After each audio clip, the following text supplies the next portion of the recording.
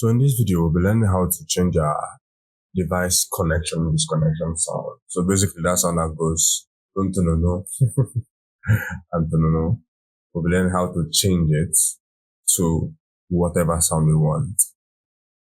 Either your own voice or maybe have an audio you want to use for it. So how do we do that? You type Windows I, you go to settings, you go to system and you go to sound. Then you go to sound control panel here.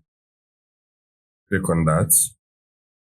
Go to sounds and then you're looking for device connect and device disconnect. So you click on device connect. You click on browse. You find the folder where you have your sound. So this is mine already.